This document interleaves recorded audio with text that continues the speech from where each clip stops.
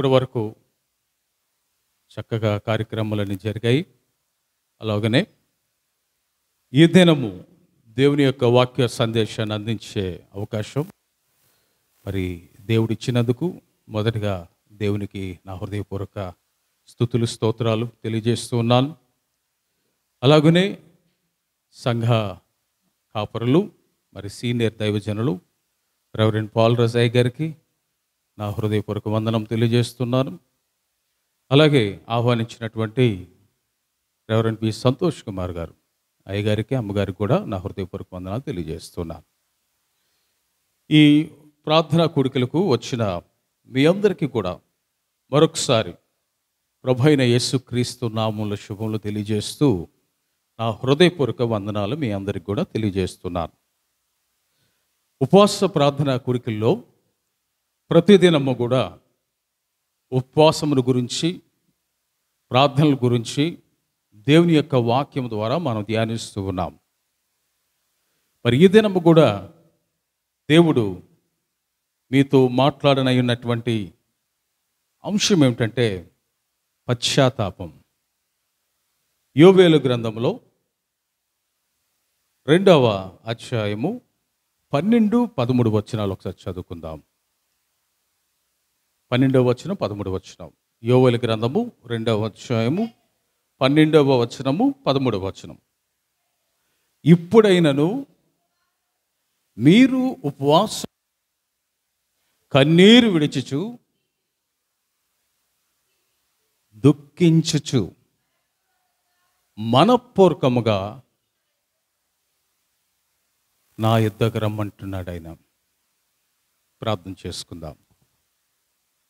పరిశుద్ధుడైన మా ప్రభా, నీకే స్తుతి స్తుతి స్తోత్రాలు చెల్లిస్తున్నాం. ఈ రాత్రికాల సమయంలోనైనా నీ వాక్యమును మేము ధ్యానిస్తుండగా మీరు మాతో మాట్లాడండి, మీ స్వరాన్ని వినిపించండి.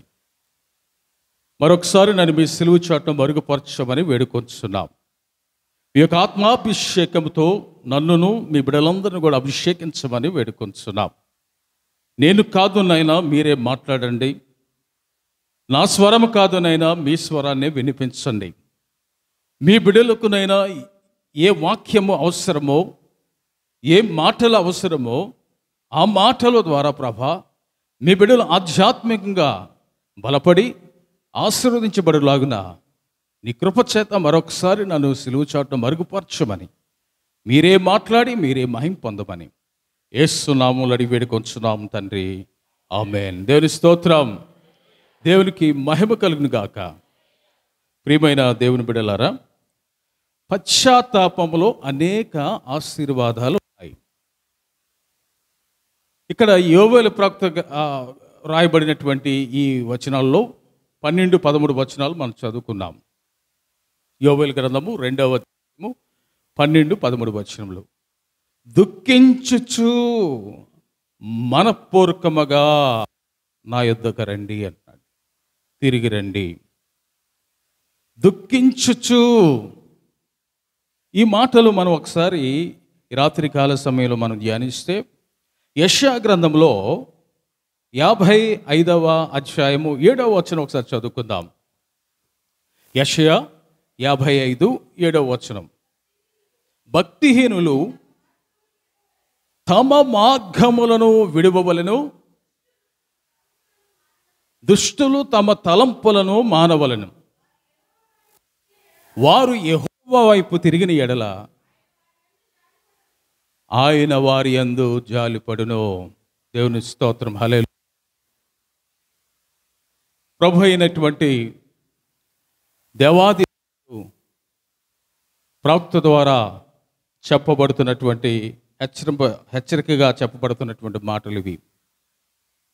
ప్రవక్త అయిన యెషయా ద్వారా వ్రాయబడినటువంటి ఈ మాటల్లో మన జీవితంలో మార్పు కావాలి.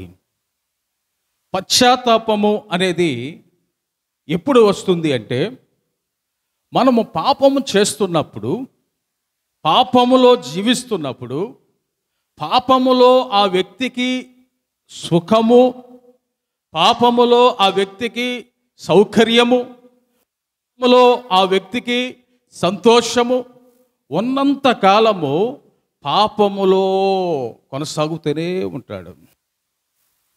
పాపం మానడు. పాపము చేస్తూ పాప జీవితములో తనకు కలిగే నష్టాలు, తను ఎదుర్కొంటున్నటువంటి సమస్యలు, పాపములో ఉన్నప్పుడు పడుతున్నటువంటి బాధలు, కష్టాలు, పాపం వల్ల వచ్చే రోగాలు, పాపం వల్ల వచ్చే పరిస్థితులు వల్లే కదా వస్తున్నాయి అని ఎప్పుడైతే అతను తెలుసుకుంటాడో అప్పుడే అతను దుఃఖం కలుగుతుంది. దుఃఖం అనేది ఆరంభం అవుతుంది. అప్పటి వరకు దుఃఖం తనకు సంతోషంలో మునిగి తేలాడుతున్నంత కాలం పశ్చాత్తాపం ఎన్నటికీ రాదు. ప్రపంచంలో ఇటువంటి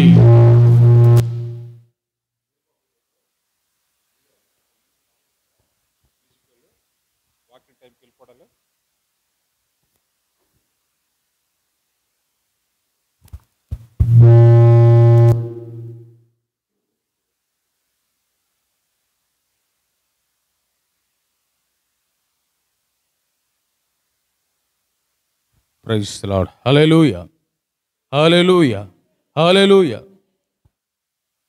ప్రపంచములో ప్రతి మనిషి, ప్రతి మానవుడు కూడా కష్టం వచ్చినప్పుడు, బాధలు వచ్చినప్పుడు, సమస్యలు వచ్చినప్పుడు అప్పుడు దుఃఖం అనేది కలుగుతుంది. దుఃఖిస్తాడు. ఆ దుఃఖములో, ఆ బాధల్లో, ఆ సమస్యల్లో దేవుని వైపు తిరగాలని ఆశ కలుగుతుంది. సుఖం ఉన్నంత కాలం, ఆ పాప జీవితంలో, పాపంలో కొనసాగుతున్నప్పుడు సంతోషం ఉన్నంత కాలం పాపం ఎలా కనబడుతుందంటే దేనికంటే మధురం కనబడుతుంది. పాపమే సర్వస్వం అనుకుంటాడు. పాపంలోనే మునిగి తేలాడుతూ ఉంటాడు. దేవుని వైపు అస్సలు తిరగడు, దేవుని వైపు చూడడు. అటువంటి వ్యక్తికి దేవుడు అవసరం లేదు, నీతి అవసరం లేదు, యథార్థత అవసరం లేదు. పాపం వైపు, పాప భోగాల వైపే ఉంటాడు గనుక నాకు ఈ పాపంలోనే నాకు సంతోషం కలుగుతుంది అనుకుంటాడు తప్ప దేవుని వైపు ఏనాడు తిరగడు, రాడు. ఎప్పుడైతే ఆ పాపం వల్ల వచ్చే జీతము మరణము, పాపం వల్ల వచ్చు జీతము నాశనము, పాపం వల్ల వచ్చు ఆ బాధలు, ఆ సమస్యలు తనకు వచ్చినప్పుడు తనలో పశ్చాత్తాపం మొదలవుతుంది. ఎప్పుడు కలుగుతుంది? ఎప్పుడు పశ్చాత్తాపం పొందుతారు? మనం చూస్తున్న ఈ లోకంలో ఎంతోమంది ఉన్నారు. ఎక్కడో కొద్దిమంది తమ పాపములన్నీ ఒప్పుకొని విడిచిపెట్టి పశ్చాత్తాపంతో, విరిగి నలిగిన హృదయంతో దేవుని సన్నిధికి వస్తూ ఉన్నారు. పశ్చాత్తాపం అనేది మనిషి జీవితంలో ప్రతి మనిషికి కావాలి. ఈ పశ్చాత్తాపం ద్వారా దేవుడిచ్చే మొట్టమొదటి ఆశీర్వాదం ఏంటంటే పాప క్షమాపణ. దేవుని స్తోత్రం, హల్లెలూయా. పశ్చాత్తాపం ద్వారా వచ్చేది క్షమాపణ. ఇప్పుడు మనం ఉపవాసం ఉంటున్నామండి. చాలామంది ఉపవాస ప్రార్థనలు చేసేవారు. మరి పరిశుద్ధ గ్రంథంలో కూడా అనేక మంది భక్తులు ఉన్నారు, దైవజనులు ఉన్నారు, ఉపవాసములు గడిపేవారు. ఒక్కదినం ఉపవాసం ఉన్నవారు ఉన్నారు, 3 దినాలు ఉపవాసం ఉన్నవారు ఉన్నారు, 7 దినాలు ఉపవాసం ఉన్నవారు ఉన్నారు, 21 దినాలు ఉపవాసం ఉన్నవారు, 40 దినాలు ఉపవాసం ఉన్నవారు ఉన్నారు. ఉపవాస ప్రార్థనలు చేసేవారు ఎవరైనా సరే ఎందుకు ఉపవాసం ఉంటారు? చూద్దాం. యోనా గ్రంథంలో నినివే పట్టణ పరిస్థితి. నినివే పట్టణస్థులు మరి వారు చేసినటువంటి అపరాధముల వల్ల వారి దోషములన్నీ కూడా దేవుని దృష్టికి వెళ్ళే గనుక దేవుడు నాశనం చేయబోతున్నాడు. మరి యోనాను దేవుడు పిలుచుకున్నాడు. యోనాని నినివే పట్టణానికి వెళ్ళి ప్రజలకు హెచ్చరించమన్నాడు. నినివే పట్టణ పరిస్థితి ఏంటంటే వారు దుర్మార్గులు, కఠినులు, లోబడినోళ్ళని జనులు, ఎవరి మాట ఖాతరు చేయరు. ప్రవక్తకు తెలుసు. యోనా అనుకుంటున్నాడు, నా మాట వీరు వినరు, పైగా తిరుగుబాటు చేస్తారు, రాళ్ళతో కొట్టి నన్ను చంపుతారు. ఇవన్నీ కూడా తను ఆలోచన చేశాడు. అక్కడికి వెళ్ళి నేను బాధపడాలి, అక్కడికి వెళ్ళి వారితో తిట్లు తినాలి, వారితో రాళ్ళతో కొట్టబడాలి, నేను చంపబడతానేమో, ఇవన్నీ తనకు కలిగాయి. యోనా వెంటనే దేవుడు చెప్పిన మాట వినకుండా ఆ నినివే పట్టణానికి వెళ్లకుండా ఆ ప్రజలకు కలుగోబాబు ఆ దుర్గత గురించి హెచ్చరించకుండా వెళ్ళిపోతున్నాడు. వేరే మార్గం, తర్షీషు వెళ్ళే మార్గానికి వెళ్ళిపోతున్నాడు. మనందరికీ తెలిసిన స్టోరీ. అయితే యోనా అవిధేయత వల్ల దేవుని మాట వినకుండా వెళ్ళిపోయాడు. అది యోనా పరిస్థితి. కానీ అక్కడున్న పరిస్థితి, ప్రజల పరిస్థితి ఎలా ఉంది అని చూస్తే దేవుని దృష్టికి చాలా ఘోరంగా ఉంది. ఆ పట్టణస్థులందరూ పాపం చేసేవారే, ఎవరు దేవుని మాటకు లోబడని ప్రజలు. మరి సంభవించబోయే ఆ దుర్గత గురించి మరి యోనా ద్వారా హెచ్చరించబడింది. మరలా యోనా వచ్చాడు, హెచ్చరించాడు. ప్రజలందరూ కూడా మరి అందరూ హెచ్చరించిన తర్వాత కొన్ని రోజులకి వారందరూ మారుమనసు పొందారు. వారే కాదండి, వారితో ఉన్న పశువులు, జంతువులు, కుక్కలు అన్నీ కూడా 3 దినాలు అన్నపానములు మానేసి ఉపవాసం ఉండి ప్రార్థన చేశారు. ఇంతకీ దేని గురించి వారు ప్రార్థన చేశారు? ఎందుకు ఉపవాసం ఉండవలసి వచ్చింది? యోనా అనుకున్నాడు, ఇలాంటి పరిస్థితి ఏర్పడుతుందా నాకు ముందే తెలుసుంటే నేను వచ్చేవాడిని కదా, నేను వచ్చి అప్పుడే వీరికి హెచ్చరించేవాడిని కదా. అంటే వారిలో ఆ పశ్చాత్తాపం పొందడం ద్వారా మారుమనసు కలిగింది. ఉపవాసం ప్రకటించాడు. మరి ఆ నినివే పట్టణస్థులందరూ కూడా గోనెపట్ట ధరించుకున్నారు. వారందరూ కూడా ఉపవాసం ఉండి ప్రార్థన చేస్తున్నారు. అందులో పశ్చాత్తాపం పొందారు. వాళ్ళు పశ్చాత్తాపంతో కూడిన ప్రార్థన చేశారు.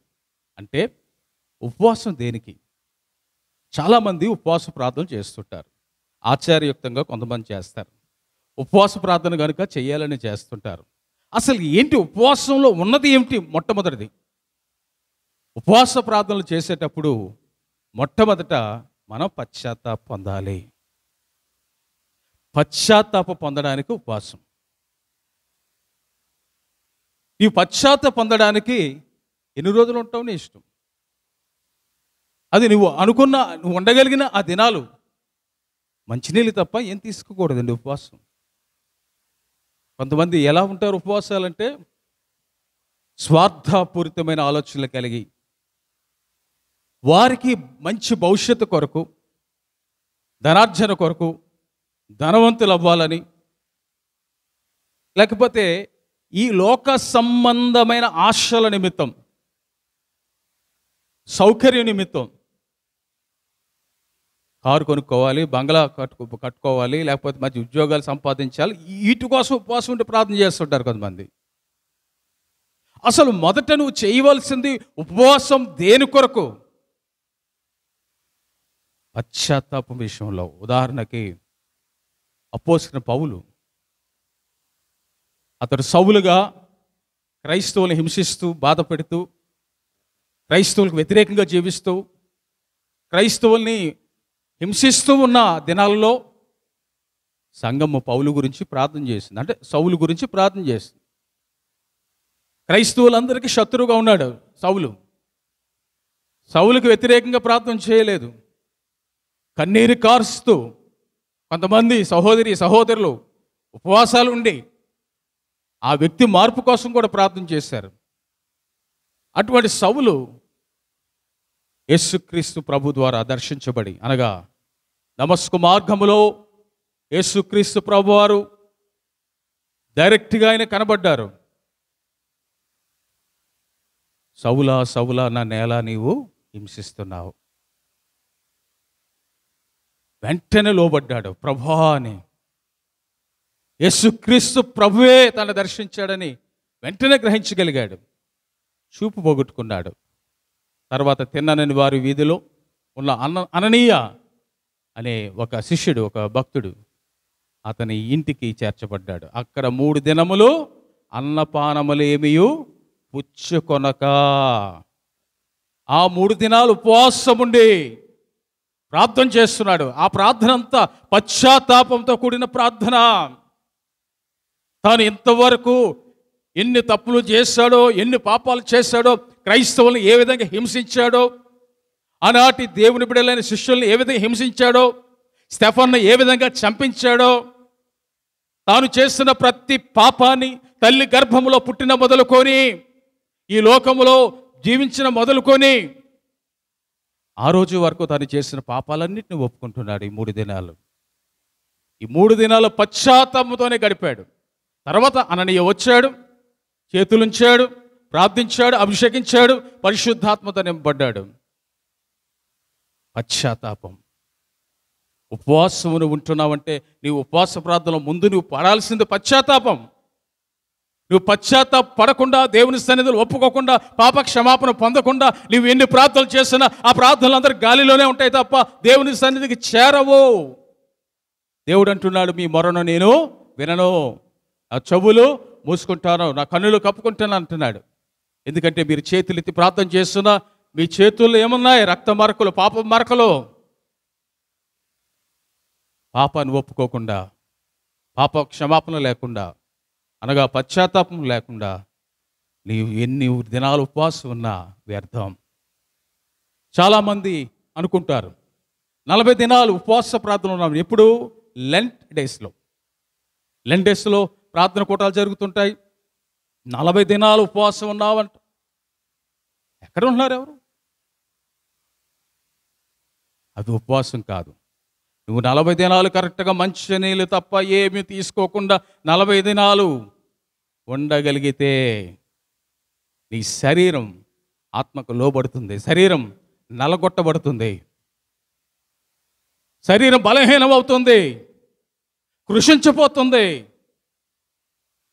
అయితే ఆ 40 దినాల ఉపవాసం ఏదో ఆచార్యయుక్తంగా వ్రతంలాగా అన్యులు మాల వేసుకున్నట్లో, జపాలు చేసినట్లో, ఆ దినాలు పాటించినట్లో, నమాజ్ చేసినట్లో, ఆ దినాల్లా కాకుండా ఉపవాసం అంటే సంపూర్ణ ఉపవాసంలో, ఆ ఉపవాసం చేసే దినాల్లో మొదట చేయాల్సింది పశ్చాత్తాపం.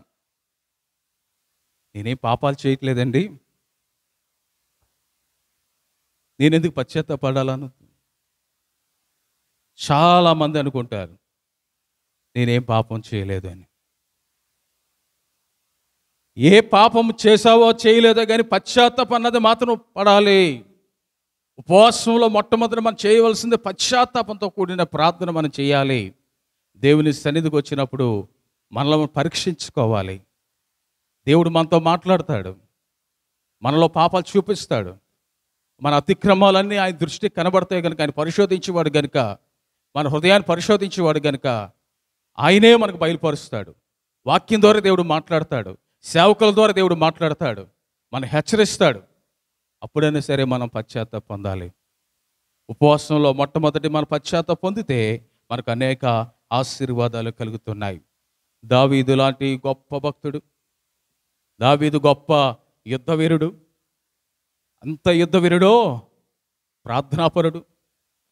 అంతేకాదు ఆరాధించట్లో దావీదుకు మించిన వ్యక్తులు లేరు. ఇంకా అంత బాగా దేవుని స్తుతిస్తూ ఆరాధిస్తుంటారు. దావీదు ఒక విధంగా గొప్ప రాజు, యుద్ధవీరుడు. అటువంటి దావీదు దేవుని మీదే ఆధారపడి జీవించే దావీదు ప్రార్థనాపూర్వకంగా అన్ని పనులు చేసేవాడు. దేవుడు లేకుండా ఏ పని చేయలేదు. దేవుడే అతను ఉన్నతమైన స్థితికి తీసుకొచ్చాడు, రాజుగా నియమించాడు, అభిషేకించాడు. అభిషేకించబడిన వ్యక్తి, దేవుని సన్నిధిలో ఎప్పుడు ఎల్లప్పుడూ ప్రార్థించే వ్యక్తి అనుకోకుండా పాపంలో పడిపోయాడు కదా. అతను ఊహించలేదు. ఎందుకు అక్కడ పాపంలో పడిపోయాడనే ఒక పాయింట్ చెప్తే జాగ్రత్తగా వినండి. సోమరితనం, లేజినెస్. ఎందుకంటే ఆ రోజు యుద్ధానికి వెళ్ళలేదు. రాజులు వసంతకాలం అని ఆ యుద్ధముకు వెళ్ళవలసి ఉంది, యుద్ధంలో పాల్గొనాలి. ఆ వసంతకాలం యుద్ధం జరుగుతుంది. యోవాబు వెళ్ళాడు, సైన్యాధిపతి. యోవాబు కంటే ముందు రాజు ఉండాలి యుద్ధంలో. రాజు తర్వాత సైన్యాధిపతి ఉండాలి. దావీదు ఎక్కడ ఉంటాడో అక్కడ దావీదుకి అంగరక్షకుడు ఊరియా. దావీదు చుట్టూ 1,00,000 పైన బాడీ గార్డ్స్ ఉంటారట. దావీదుకి చాలా సెక్యూరిటీ ఉంటుంది. దావీదుకు ఉన్న కోట, ఆయన ఉన్న పెద్ద బంగ్లా అన్నిటి చుట్టూ ఎప్పుడు కాపలాగా ఉంటారు సైనికులు. రాజు యుద్ధం చేసేటప్పుడు రాజుతో పాటు వారు వెళ్ళిపోతారు. కానీ ఇప్పుడు సైనికులు ఎక్కడ ఉన్నారో కానీ అందరూ యుద్ధానికి వెళ్ళిపోయారు. దావీదు ఒకటే మిగిలిపోయాడు. ఊరియా కూడా లేడు. దావీదు నిద్రపోతున్నాడు మధ్యాహ్నం అంతా. యుద్ధంకి వెళ్ళలేదు. సోమర్తనం వల్ల యుద్ధంకి వెళ్ళలేదు. యుద్ధం చేయవలసి ఉండగా యుద్ధంకి వెళ్ళకపోవడం వల్ల నిద్రపోతున్నాడు. సాయంకాలం చీకటి సమయంలో నిద్ర లేచాడు. స్నానం చేస్తున్న బత్షెబను చూశాడు. వెంటనే శోధనలో పడిపోయాడు. ఆ శోధన ఆ పాపం చేయించింది. ఆ పాపాన్ని కప్పిపుచ్చుకోవడానికి మరొక పాపం హత్య చేశాడు. ఊరియాని చంపించాడు. దావీదు చేసినటువంటి పాపం. చాలా కాలం ఎవరికి తెలియదు కదా అనుకుంటున్నాడు. దాని పర్యవసానాన్ని అనుభవిస్తున్నాడు. తన సంతానం, తన బిడ్డ కోల్పోయాడు. కొన్ని సమస్యలు వచ్చాయి, కుటుంబ సమస్యలు అనుభవిస్తున్నాడు. బాధలు అనుభవిస్తున్నాడు. మూడో కంటికి తెలియదు కదా అనుకుంటున్నాడు. ఈ విషయం యోవాబుకు తెలుసు. మూడో వ్యక్తి ఎవరికి తెలియదు. నాతాను ప్రవక్త ద్వారా దేవుడు మాట్లాడాడు. నాతాను ప్రవక్త ద్వారా దేవుడు హెచ్చరించాడు. అప్పుడు తన తప్పు తెలుసుకున్నాడు. తనకు కలిగినటువంటి ఆ కష్టాలు, ఆ బాధలు, ఆ సమస్యలు ఎందువల్ల వచ్చాయో తెలుసుకున్నాడు. పశ్చాత్తాపం పొందడం ప్రారంభించాడు. 51 కీర్తన అంతా అదే. దావీదు ఎంతగా పశ్చాత్తాపం పొందాడంటే, నీ ఆత్మను నా నుండి తీసివేయకమో. దావీదు పాపంలో ఉన్నాను, పాపం చేసినాను, పాపంలో జీవిస్తున్నాను కూడా. దేవుని ఆత్మ దావీదులోనే ఉంది, పోలేదు ఇంకా. ఒకవేళ ఆత్మ పోతుందేమో, నాలో పరిశుద్ధాత్మ ఉండడేమో అనుకుంటున్నాడు దావీదు. తీసివేయకము అంటున్నాడు. పరిశుద్ధాత్మ దేవుడు దావీదును తప్పును ఒప్పుకునేటట్లు చేశాడు. పశ్చాత్తాప పడేటట్లు చేశాడు. ఆ పరిశుద్ధాత్ముడు కానీ దావీదులు లేకపోతే పశ్చాత్తాపం అసలు పొందే అవకాశం దావీదుకు లేదేమో. పరిశుద్ధాత్మ దేవుడు ఎప్పుడు మనతో ఉంటాడు. ఒకవేళ మనంతలో మనం పరిశుద్ధాత్మ మన నుండి పంపించినా మన పక్కనే ఉంటాడు. మనం ఎప్పుడు తప్పులు ఒప్పుకుంటామా, ఎప్పుడు పశ్చాత్తాపం పొందుతామా, తిరిగి మనలోకి రావాలా అని పరిశుద్ధాత్మ దేవుడు ఎప్పుడు వస్తాడు. ఆపత్కాలంలో ఆయన మనల్ని సహాయం చేస్తుంటాడు. మనం ఎంత పాపం చేస్తున్నా, పాపంలో జీవిస్తున్నా దేవుడు మనల్ని ఎందుకు కాపాడుతున్నాడు?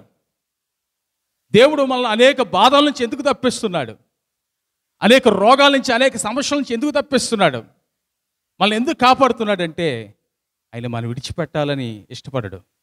మనం పశ్చాత్తాపం పొందితే, మార్పు పొందితే మరలా మనం క్షమించి మనలోకి, మన హృదయంలోకి రావాలని కోరుకుంటాడు.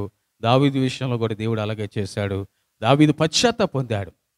పరిశుద్ధాత్మతో నింపబడి మరలా దేవుని కొరకు గొప్ప సాక్షిగా, దేవుని కొరకు జీవించినట్లుగా మనం చూస్తున్నాం. పశ్చాత్తాపం వలన దేవుడు క్షమిస్తాడు. దావీదుని క్షమించిన దేవుడు నిన్ను నన్ను క్షమిస్తాడు.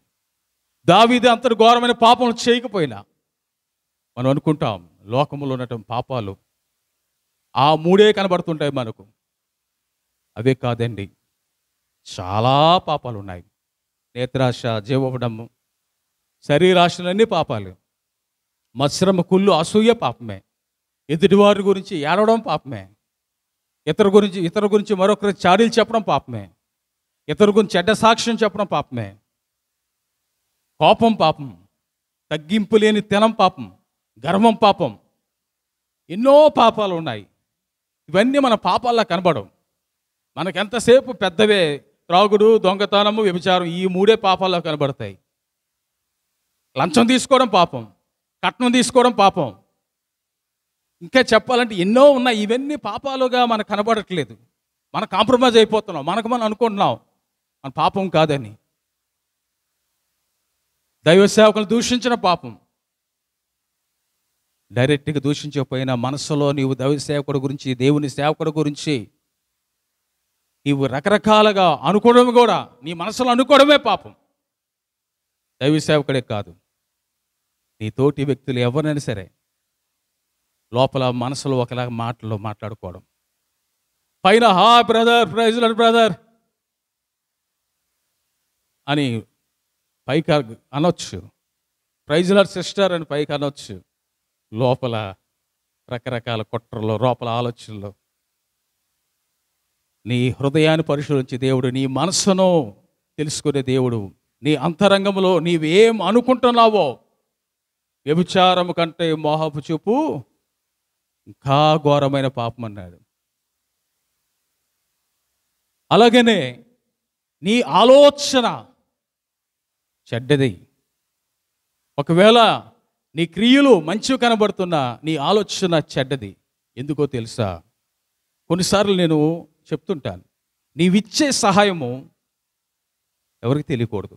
దేవునికి ఇచ్చింది కూడా కుడి చేతికి ఇచ్చింది ఎడం చేతికి తెలియకూడదు.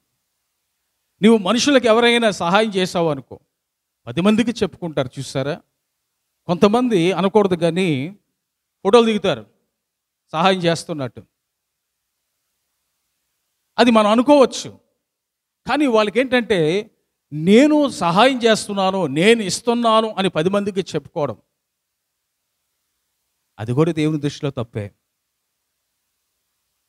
నీవు ఇచ్చింది ఇతరులకు కనబడడం కాదు, ఇతరులకు కనబడాలని ఇవ్వద్దు, గొప్ప కోసం ఇవ్వద్దు, హృదయపూర్వకంగా ప్రేమతో నువ్వు ఇవ్వాలి ఇచ్చింది.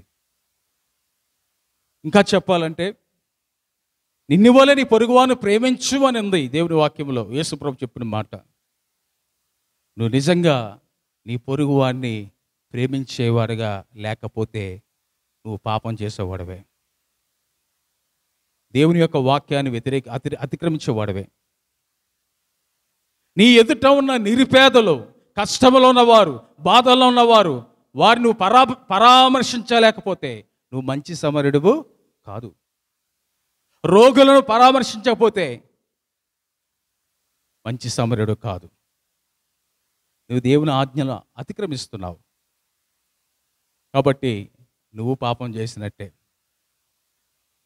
ఏ విషయంలో మనం ఆలోచన చేసినా ఇవన్నీ మన పాపాలు అనుకోం, చిన్నవే కదా అనుకుంటాం.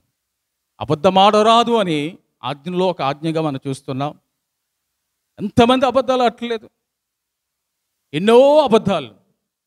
ఉదయం లేచిన మొదలుకొని రాత్రి నిద్రపోయే వరకు చిన్నపిల్లలు అదే పని, యవనస్తులు అదే పని, పెద్దవారు అదే పని, అందరూ అబద్ధాలు ఆడటమే. దేవుడికి ఇష్టం లేనిది అబద్ధం. అబద్ధ జనకుడు అని సాతానుకు పేరు. వాడు అబద్ధం ఆడాడు, ఆదాము అవ్వలతో పాపం చేయించాడు, దేవుని మాట వినకుండా చేయించాడు, దేవుని మాట వినకుండా తినవద్దన పండును తినిపించాడు, అబద్ధం ఆడాడు, మోసపుచ్చాడు అంటాడు హవ్వ. సాతాను నన్ను మోసపుచ్చినందున, సర్పము నన్ను మోసపుచ్చినందున నేను తిన్నాను. వాడు మోసగాడు, అబద్ధానికి జనకుడు అంటే అబద్ధానికి పితామహుడు. అన్ని విషయాల్లో కూడా అబద్ధం ఆడిస్తాడు వాడు. ఈరోజు క్రైస్తవులు మొట్టమొదటి నేర్చుకోవాల్సిందంటే ఏ పరిస్థితుల్లో అబద్ధము ఆడకూడదు, సత్యమే పలకవలను. యేసు ప్రభు చెప్పాడు, నేనే సత్యమని, నేనే మార్గము, నేనే సత్యము, నేనే జీవం. మరి ఆయన సత్యమై ఉన్నాడు. మరి సత్యమై ఉన్న యేసుక్రీస్తును కలిగి ఉన్న మనము సత్యమే మాట్లాడాలి కానీ అబద్ధాలు మాట్లాడకూడదు. చాలా సందర్భాల్లో అబద్ధాలు మాట్లాడుతుంటాం. దేవుని యొక్క సన్నిధిలో అననీయ సప్పీరాలు కూడా అబద్ధం ఆడే ఆ శాపానికి గురై అక్కడే కూలబడిపోయారు. ఇంతకే అమ్మితేరా, ఇంతకే అమ్మితామని. ఎందుకు? సాతాను మిమ్మల్ని మోసగించాడు. అక్కడ కూడా సాతానే మోసగించాడు. దేవుని యొక్క సన్నిధిలో మనం హృదయపూర్వకంగా ఏ విషయంలో సరే నిజం పలకాలి, ఎవరితోనూ సరే నిజమే పలకాలి. చాలా సందర్భంలో కొన్నిసార్లు నేను చూసే బాధపడి కొమ్ములిపోయేవాడిని. కొన్ని అంటే చెప్పకూడదు కానీ కొన్ని సంఘాల్లో నేను పనిచేసిన రోజుల్లో ఒక సేవకుడిగా, పాస్టర్గా సడన్గా గ్యాస్ అయిపోయింది ఇంట్లో. సడన్గా అయిపోద్ది, అది చెప్పవద్దు కదా, అయిపోయింది. ఈ పరిస్థితుల్లో పిల్లలకి వండి పెట్టాలి, వాళ్ళకి స్కూల్కి వెళ్తారు, చాలా ఇబ్బంది. సిలిండర్ కొనుక్కోవడానికి ఇంకా చేతిలో డబ్బులు లేవు. ఈ పరిస్థితుల్లో ఎవరినైనా అడుగుదామని, సంఘ విశ్వాసులే కదా, వెళ్ళి ఇంటికి వెళ్ళాను. ఫుల్గా సిలిండర్ ఉంది, సీలేసిన సిలిండర్ కనబడింది ఇంట్లో. చూశాను, ముందు కనబడింది. మాట్లాడిన తర్వాత ఒక అమ్మ గ్యాస్ అయిపోయిందమ్మా అలాగనేటప్పటికి ఒక చిన్న టవల్ లాంటిదే తీసుకొని సిలిండర్ కప్పేసింది ముందు. చాలా ప్రార్థన పరురాలు, మామూలు విశ్వాసం ఉండదు. 1.5 గంట పైన చేస్తుంది ప్రార్థన చేయమంటే ఆవిడ. అమ్మా కొంచెం చాలా ఇబ్బందులు ఉంది, ఇవ్వమ్మా, మరలా మాకు సిలిండర్ రాగానే మీకు ఇచ్చేస్తాను. అయ్యగారు నిన్నే అయిపోయింది అయ్యగారు, నిన్న రాత్రే పెట్టేశాను అయ్యగారు. ఎంత అబద్ధం! చాలాసార్లు మీరు ఇలాంటివి విని ఉంటారు. ఇలాంటివి చాలాసార్లు విన్నాను నేను. నిన్న చెప్పుంటే బాగుండు కదా అయ్యగారు, అమ్మ నిన్న అవ్వలేదు కదమ్మా గ్యాసు, ఉదయం అయిపోయింది, ఇందాక అయిపోయింది, అందుకోవచ్చు. ఒకటి కాదు, రెండు కాదు, చాలామంది అలాగే చెప్తుంటారు.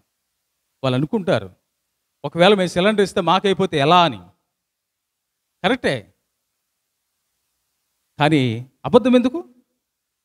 నేను ఇవ్వనని చెప్పొచ్చుగా, మాకైపోతే చాలా ఇబ్బంది, ఇవ్వలేనని చెప్పొచ్చు కదా. ఇట్లా కొన్నిసార్లు ఎవరైనా సహాయం కొరకు, అది ఏ విషయంలో సహాయం కొరకు వచ్చినా లేదు అని అబద్ధం మారుతాం మనం, ఉండి కూడా. అది దేవుని దృష్టిలో చాలా ఘోరమైన పాపం. సో ఇన్ని పాపాలు మన జీవితంలో మనం చేస్తుంటాం అనుదినం. ఇతరులకు సహాయం చేయకపోవడం, అడుగు తినే వాళ్ళకి మనం లేదని చెప్పడం, లేకపోతే ఉండి కూడా లేదని చెప్పడం, చిల్లర లేదని చెప్పడం. దేవుడు ఇవన్నీ చూస్తూ ఉన్నాడు. అందుకే దేవుడు మనకు మంచి ఉదాహరణలు చూపించాడు బైబిల్లో. మంచి సమరయుని కథ మనం చదువుతూ ఉంటాం, ధ్యానిస్తూ ఉంటాం. ఏనాడైనా మంచి సమరయునిలాగా ఉంటున్నామా? ఆ సహాయం చేసే ఆ ఔదార్య గుణం మనలో ఉందా? ఇతరులకి సహాయం చేయకపోవడం కూడా పాపమే. ఇంకా దేవుని సన్నిధిలో సమయానికి గడకపోవడం, దేవుని మందిరానికి సమయానికి రాకపోవడం, డిసిప్లైన్ క్రమశిక్షణ లేకపోవడం, నిర్లక్ష్యం చేయడం, ఆలస్యంగా రావడం. ఈ సందర్భంలో చాలామంది ఇదే చెప్తుంటారు, ఏమ్మా మందిరానికి రావట్లేదు, ఆరాధన రావట్లేదని. అయ్యగారు వర్షం అండి, అబ్బో అమ్మ వర్షం మాకు పడుతుంది, వర్షం పడితే నువ్వు ఆఫీస్కి వెళ్ళవా, స్కూల్కి వెళ్ళవా?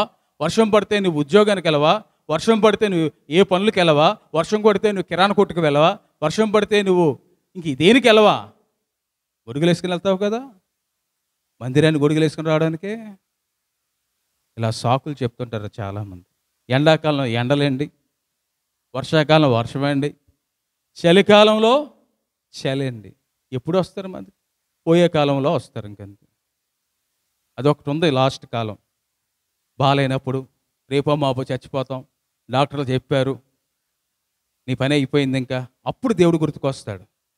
దేవుని సన్నిధికి వెళ్ళాలి, ప్రార్థన చేయాలి, ప్రార్థన చేయించుకోవాలి, పాస్టర్గారితో ప్రార్థన చేయించుకోవాలి. అప్పుడు బయలుదేరతారు మందిరానికి.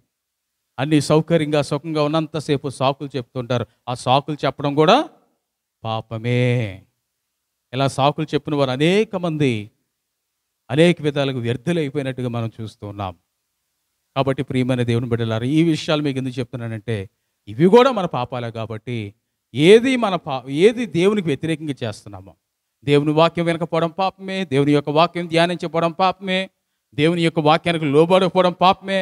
ఇవన్నీ కూడా పాపాలే. కనుక ఒక్కసారి వాటి విషయంలో మనం ఎంతవరకు దేవునికి వ్యతిరేకంగా ఉంటున్నాం పశ్చాత్తాపం పొందుదాం. విరిగి నలిగిన హృదయంతో దేవుని సన్నిధిలో ప్రార్థన చేద్దాం. ఉపవాస ప్రార్థనలో మన తప్పిదాలు ఏమన్నా అది ఒప్పుకొని దేవుని సన్నిధిలో ప్రార్థన చేసినప్పుడు దేవుడు మనలను క్షమిస్తాడు. దేవుని స్తోత్రం. హల్లెలూయా, హల్లెలూయా. అలాగనే మన క్రైస్తవ జీవితంలో ప్రతి ఒక్కరు కూడా దేవుని సన్నిధిలో ప్రార్థన చేస్తూ తమ పాపాన్ని ఒప్పుకోవాలి. ఎందుకంటే ఈ లోకమంతా పాపభూయిష్టమైన లోకం, పాపుల మధ్య మనం జీవిస్తున్నాం. ఏదో సమయంలో ఏదో రకంగా మనం పాపం చేయొచ్చు. ఏ విషయంలోనూ సరే ఎవరైనా దూషించవచ్చు కోపంతో. కాబట్టి ఏ సందర్భంలో మనం తప్పులు చేస్తున్నామో కనుక దేవుని సన్నిధిలో పశ్చాత్తాపం పొంది ఉపవాస ప్రార్థనలో మనం దేవుని సన్నిధిలో ప్రార్థన చేస్తున్నప్పుడు దేవుడు మనకు క్షమిస్తాడు. యోహాను పత్రిక, మొదటి పత్రిక, మొదటి అధ్యాయము, మొదటిగా 9వ వచనం చదవండి. యోహాను రాసిన మొదటి పత్రిక, మొదటి అధ్యాయం 9వ వచనం. గట్టిగా. మన పాపములను మనం ఒప్పుకొనిన ఎడల ఆయన నమ్మదగిన వాడును నీతిమంతుడును గనుక ఆయన మన పాపములను క్షమించి సమస్త దుర్నీతి నుండి మనలను పవిత్రులుగా చేయను. దేవుని స్తోత్రం, హల్లెలూయా. అలాగే 10వ వచనం కూడా, మనము పాపము చెయ్యలేదని చెప్పుకొనిన ఎడల ఆయనను అబద్ధనిక్కినగా చేయవారం అవుదాము, మరియు ఆయన వాక్యము మనలో ఉండదు చాలని. అనుకుంటారు చాలామంది, నేను నీతిమంతుని, నేను పాపం చేయలేదు అని. ఇతరులను చూసి ముఖం చిన్నబుచ్చుకుంటారు, ఇతరులకు బాధ కలిగిస్తుంటారు, ఇతరులను చేర్చుకోలేరు, ఇతరులను గౌరవించలేరు. ఇలా ఎన్నో ఉన్నాయండి. కాబట్టి మనం పాపం చేయలేదని అనుకుంటే మాత్రం వాక్యం మనలో లేదు. ఈ విషయాలు మనం ఒకసారి ఆలోచించేసి దేవుని సన్నిధిలో పశ్చాత్తాపంతో ప్రార్థన చేస్తే క్షమిస్తాడు దేవుడు. ఆ క్షమాపణ ద్వారా మనకు నిత్య జీవంలో పాల్గొని పొందే గొప్ప అవకాశం మనకు కలుగుతూ ఉంటుంది. ఒకసారి ఒక జరిగిన సంఘటన చెప్తాను. 96వ సంవత్సరంలో, అప్పుడు నేను ఎంఏ పాల్ గారి చర్చిలో 95, 96 సంవత్సరంలో ఆయనతో పాటు ఉండి పరిచయం చేస్తున్న దినాలవి. అయితే ఆర్టీసీ కాంప్లెక్స్ దగ్గర ఇప్పుడున్నటువంటి బస్ స్టాప్ కాంప్లెక్స్ బయట బస్ స్టాప్ ఉంటుంది. 400 అవుతుంటాయి అవి ఎక్కువ. కొన్ని బస్సులు కూడా అప్పుడు ఆగేవి 38లు కానీ అన్నీ. సాయంకాలం 5 గంటల టైంలో బస్ స్టాప్లో నిలబడి ఉన్నాను బస్సు కోసం. ఎంఏ పాల్ చర్చి దగ్గర బయట ఎప్పుడు ఉంటాడు కూర్చొని, వాక్యం వింటుంటాడు, పాటలు పాడుతుంటూ ప్రార్థన చేస్తుంటాడు. అతను ఒక కుష్టి వ్యాధిగ్రస్తుడు. ఆరాధన వెళ్ళిపోయేటప్పుడు ప్రైజ్ లార్డ్ సార్ వందనాలు చేస్తే ఏదో చిన్న కానుక ఏదో వందనాలు అంటూ చాలా చక్కగా పలకరిస్తుంటాడు. ఎప్పుడు రెగ్యులర్గా అక్కడే ఉంటాడు. అతను వచ్చాడు నా దగ్గరికి, ఆ డబ్బా చేతిలో పట్టుకొని రోడ్డు దాటి అలా చూసి వచ్చి, అయ్యగారు ప్రైజ్ లార్డ్ సార్ అన్నాను. Praise Lord. వెంటనే చేయి పట్టుకున్నాడు. టీ తాగొద్దాం రండి సార్ అని తీసుకెళ్తాను. చేయి దులిపాను, ఇదిలిచ్చాను. అవతల రోడ్డు దాటాలి, మంచి ఎస్విటీ అని ఒక స్టాల్ ఉండేది, దాటి అవతలకి వెళ్ళాలి. టీ తాగుదాం రండి సార్, టీ తాగేసి వెళ్తాను సార్, రండి సార్ టీ తాగుదాం. అందరూ నన్నే చూస్తున్నారు, చుట్టుపక్కలంతా కూడా చాలామంది స్టూడెంట్స్ వీళ్ళు అంతా, కొంతమంది నవ్వుకుంటున్నారు కూడా. ఇప్పుడు ఏం టీ తాగను, వెళ్ళాను. కనీసం ఏదో అడుక్కోవడానికి వచ్చి నువ్వు తాగేసి వెళ్ళి టీ అన్నాను. ఆ చెయ్యి పట్టుకున్న తర్వాత నాకు ఏదోలాగా అనిపించింది. టీ తాగుదాం రండి అనేటప్పటికి ఇంకా అనిపించింది. కోపం వచ్చింది. లేదు ఇంకా 10 రూపాయలు తీసుకో, వెళ్ళు నువ్వు టీ తాగి. రాత్రి నిద్ర పట్టలేదు నాకు. అతడు చెయ్యి తాకినందుకు నాకేదో వచ్చినట్టుగా నేను ఫీల్ అయ్యాను. అతను ఆప్యాయతతో టీ తాగం రండి అన్నాడు, నేను అనలేదు కానీ ఆయన అన్నాడు. కానీ ఆ ఆప్యాయతను కూడా నేను షేర్ చేసుకోలేకపోయానే. ఏదో తప్పు చేసినట్టు నాకు అనిపిస్తుంది. ఇది తప్పా కాదా, తప్పా కాదా, తప్పా కాదా? అతను ఆతిథ్యం ఇస్తున్నాడు, అతను కుష్టి వ్యాధిగ్రస్తుడు, ఒక బెగ్గర కనుక అతను ఆతిథ్యం ఎందుకు నేను తీసుకోలేదు? డబ్బున్నోడు ధనవంతుడు ఇస్తే తీసుకుంటానా? అతను షేక్ హ్యాండ్ చేయి పట్టుకుంటే విదిల్చుకున్నాను, అసహించుకున్నాను.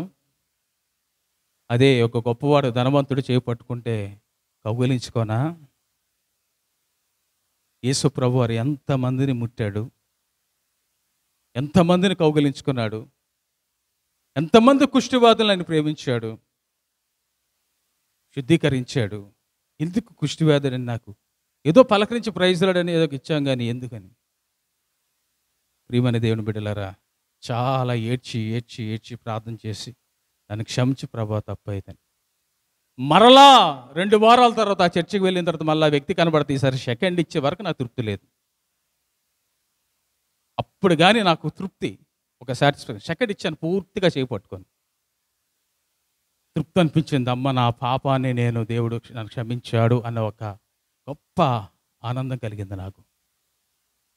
కాబట్టి ప్రియమైన దేవుని బిడ్డలారా, మన క్రియలు, మన ఆలోచనలు, మన తలంపులు, మన మన జీవితాల్లో అనేక సార్లు మనం ఏదో ఏదో ఏదో కొంతమంది విషయంలో అన్యాయం చేస్తూ ఉంటాం. అది తప్పే, అది నేరమే. అదే లెప్రసీ వాళ్ళు అంటే కొన్నిసార్లు మనకు కనబడుతుంటే మనం ప్రేమించగలుగుతున్నామా? యేసయ్య ప్రేమించాడు, మనం ఎందుకు ప్రేమించలేకపోతున్నాం? మనం యేసయ్య లాంటి వారు కాకపోయినా నన్ను పోలి నడుచుకున్నాడు అన్నాడు. క్రీస్తు యేసు కలిగిన మనస్సు మనకు కలిగి ఉండాలి క్రైస్తవులకి. ఒక్కో సంఘటన చెప్తాను. ఎస్ఎంబి చర్చ్, తుని బ్యాప్టిస్ట్ చర్చ్లో నేను పాస్టర్గా పనిచేస్తున్న రోజుల్లో ఎప్పుడు కూడా లెప్రసీ వాళ్ళు బయట కూర్చొని అడుక్కుంటూ ఉంటుంటారు.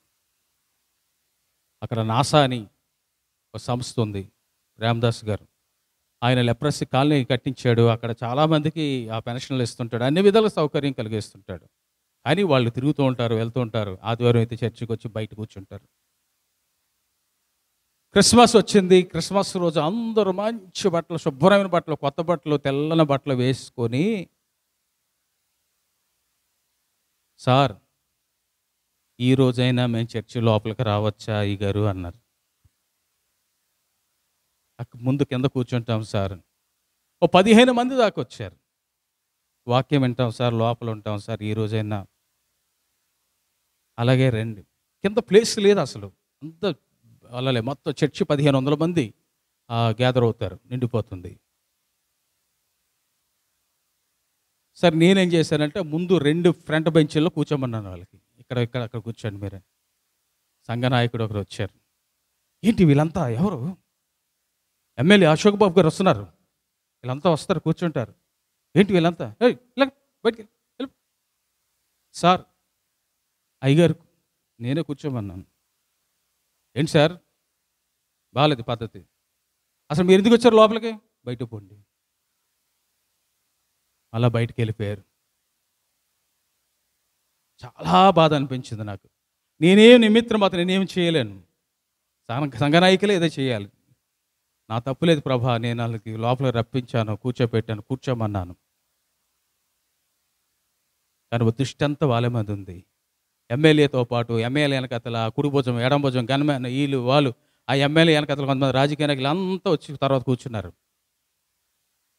వీళ్ళకి ఇచ్చారు ఆధిక్యత, వారికి ఇవ్వలేకపోతున్నాం. వారు ఎందుకు మనతో ఉండలేకపోతున్నారు? మనల్ని బట్టే. మనం ఆ ప్రేమ చూపించలేకపోతున్నాం, క్రీస్తు ప్రేమ. అందుకే వాళ్ళు కూడా బయటే ఉంటారు, లోనకు రారు. క్రైస్తవులయ్యి దేవుని బిడ్డలైనా కూడా లోనకు రావటం లేదు, వాళ్ళకి ధైర్యం చాలటం లేదు. అంటే మన ప్రేమ అంత చూపిస్తున్నామని అర్థం అనిపించింది నాకు. ఆ విషయంలో కూడా నేను చాలా పశ్చాత్తాపంది బాధపడ్డాను. ఇట్లా మనం కొన్నిసార్లు క్రైస్తవులే కానీ ఇతరుల ఎడ మనం చూడం. మన సొంత కార్యాలను ఎలా చూసుకుంటున్నామో ఇతరుల కార్యాలు కూడా మనం చూడాలి అని వాక్యంలో ఉంది. మరి అది పాపమే కదా. మరి దాని విషయంలో కూడా మనం పశ్చాత్తాపం పొంది దేవుని దగ్గర క్షమాపణ పొందాలి.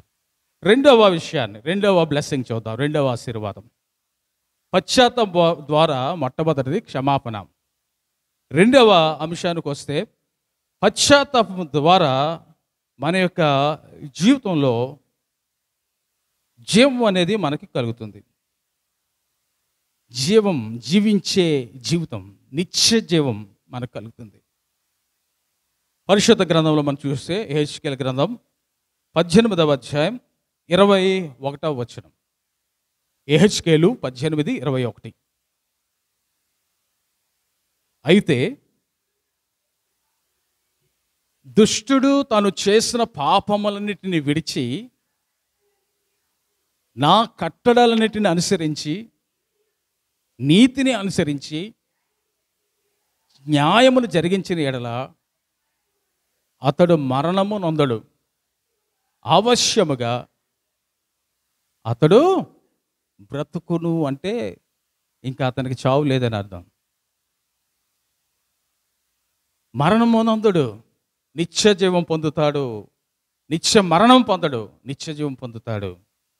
దేవుడి కట్టడ అనుసరించాడు. మారు మనసు పొందాలి. మన మనసును తిప్పుకోవాలి, మార్చుకోవాలి. మరి అనేక మంది ఈ లోకంలో చచ్చిన స్థితిలోనే ఉంటూ ఉన్నారు. చచ్చిన వారు ఎన్నటికీ పాపక్షమాపణ పొందలేరు, మార్పు పొందలేరు. సో పశ్చాత్తాపం పొందే అవకాశం వారికి లేదు. మనం బ్రతికిన దినాల్లోనే ఆ ధనవంతుడు పాతాళంలో ఉన్నప్పుడు అనుకున్నాడు, అయ్యో నేను ఎలా పశ్చాత్తాపం పొందలేదు అనుకోండొచ్చు. అవకాశం లేదు. ఇంకా నువ్వు నరకానికి వెళ్ళిన తర్వాత నరకంలో నువ్వు పశ్చాత్తాపం పొందే అవకాశం లేదు. ఒకళ్ళు పశ్చాత్తాపం పొందొచ్చు, ఏడవచ్చు, దుఃఖించవచ్చు, క్షమాపణ లేదు. ఇంకా నీవు ఈ లోకంలో నువ్వు ప్రాణంతో ఉన్నంతకాలం, నువ్వు బ్రతికినంతకాలమే దేవుని యొక్క కట్టడాలను అనుసరించి దేవుడు చెప్పిన మాటలు విని నువ్వు పశ్చాత్తాపం పొందు. నువ్వు బ్రతికుండగానే ఒకవేళ నీవు మరణం చెంది సమాధిలో పెట్టబడినా, నీ శరీరం మట్టిలో కలిసిపోయినా జీవం అనేది నీలో ఉంది. నిత్య జీవం అనేది నువ్వు పొందుతావు. అందుకు యేసు అంటున్నాడు, పునరుద్ధానమును జీవమును నేనే, పునరుద్ధానమును నేనే, జీవమును నేనే. నా యందు విశ్వసించిన వాడు ఎన్నటికీ చనిపోడు, ఎన్నటికీ చనిపోడు. క్రైస్తవ జీవితంలో, విశ్వాస జీవితంలో ఎన్నటికీ మనకు చావు ఉండదు. మనం పశ్చాత్తాపం పొంది, మారుమనసు పొంది, ఆయన తట్టు తిరిగిన ఎడల, ఆయన వైపు మళ్ళిన ఎడల ఏ నాశనము మనకు కలగబోతుందో నాశనం తప్పించుతాడు. నీనివే పట్టణస్థులు ఆ నాశనం పొందకుండా, ఆ దుర్గతి పొందకుండా దేవుడు వారిని తప్పించినట్లుగా నరకం నుంచి తప్పించే దేవుడు. ఎవరైతే పశ్చాత్తాపం పొందుతున్నారో, పాప క్షమాపణ పొందుతున్నారో, వారి జీవితాల్లో కలిగేది రక్షణ. ఆ రక్షణ నిత్య జీవానికి నడిపిస్తుంది. కాబట్టి జక్కయ్య విషయాన్ని మనం చూస్తే, జక్కయ్య కూడా, ఆ కుటుంబం అంతా కూడా రక్షించబడింది. ఆ చెట్టు మీద, ఆ మేడి చెట్టు మీద, ఆ కొమ్మ మీద నుంచి తల వంచి యేసు తట్టు చూస్తూ ఉన్నాడు. అంతకుముందు యేసుక్రీస్తు ప్రభుని గురించి విన్నాడు. ఆయన బోధకుడని, గొప్ప బోధకుడని, ఆశ్చర్యకరుడని, అద్భుతాలు చేసేవాడని. కానీ ఏంటి అంత సడన్గా మార్పు ఎలాగొచ్చింది? మేడి చెట్టు పై నుంచి, కొమ్మ నుంచి తల కిందకు దించి యేసు వైపు చూస్తుంటే యేసు ఎవరో అని ఎతుకుతున్నాడు.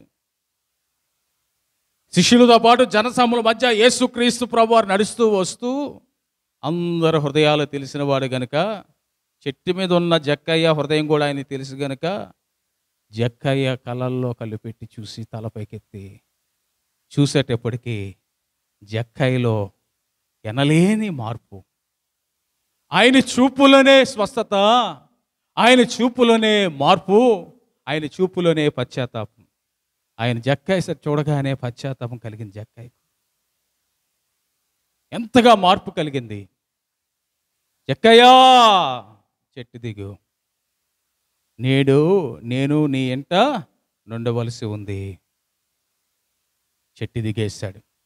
యేసు ప్రభు మా ఇంటికి వస్తున్నాడు. సరే, ఇంటికి వెళ్ళిన తర్వాత ఈ ఇంటికి రక్షణ వచ్చింది. జక్కయ్య కాదు, జక్కయ్య భార్య, పిల్లలు అంతా కూడా, కుటుంబం అంతా కూడా రక్షణ పొందింది.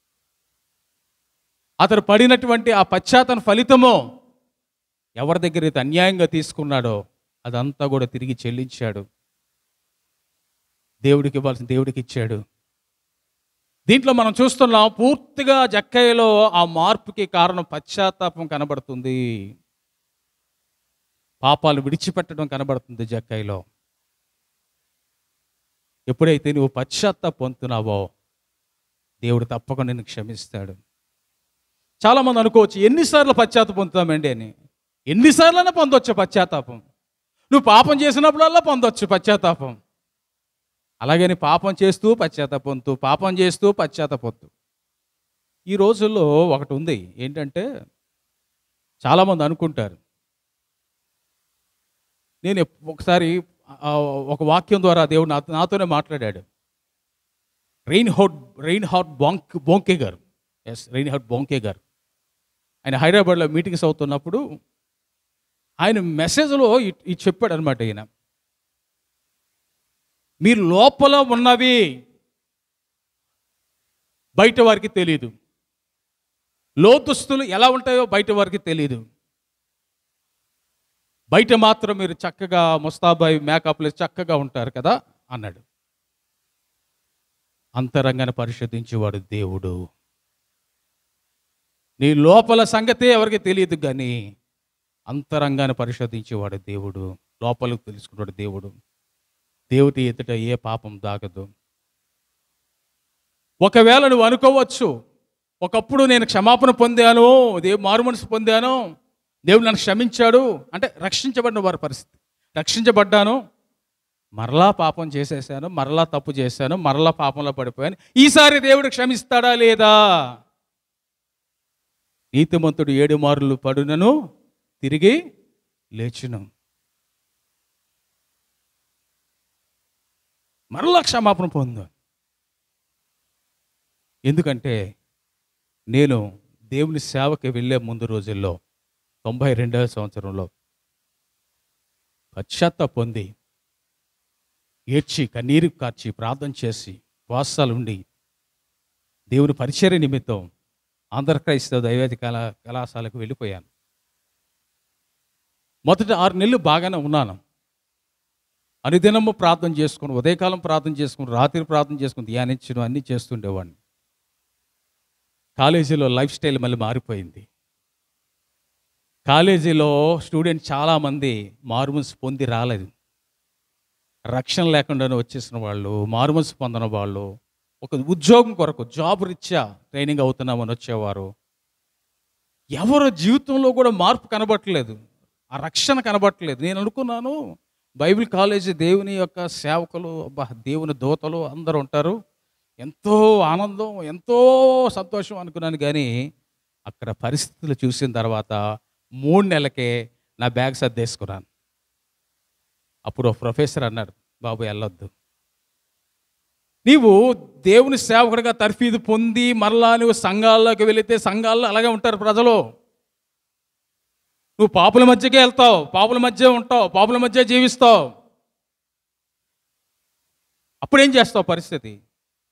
ఇక్కడ ఈ ట్రైనింగ్లోనే నువ్వు అన్నీ నేర్చుకుని అంతా నువ్వు సిద్ధపడి నువ్వు అయితేనే రేపు దేవుని పరిచర్యలో ముందుకు సాగగలుగుతావు. శిక్షణ అటువంటిది, అన్ని రకాలు ఉంటాయని.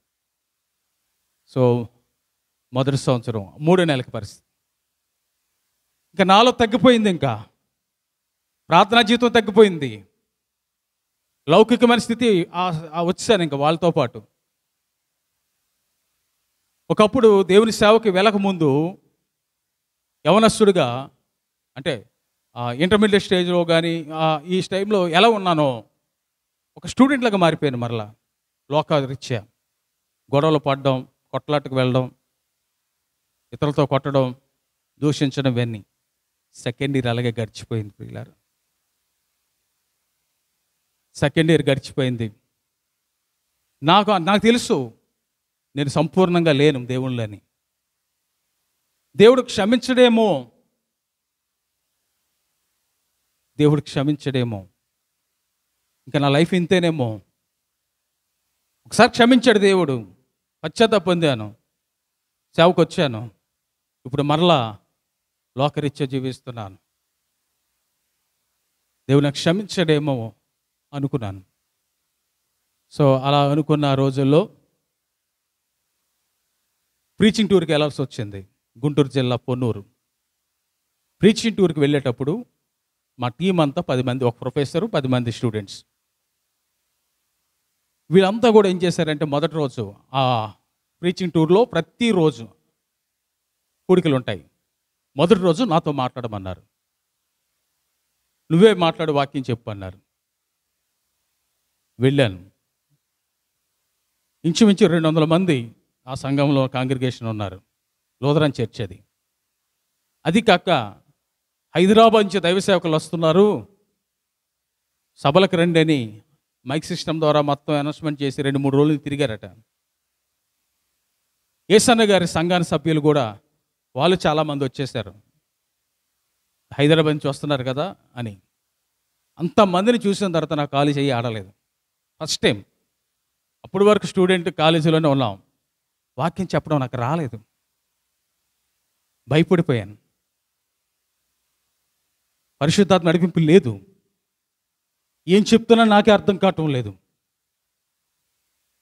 5 నిమిషాలు 10 నిమిషాలు చెప్పి అందరు విసిగిపోతున్నారా, విసురుకుంటా అందరు సైలెంట్గా లేరు, ఏకదృష్టి లేదు,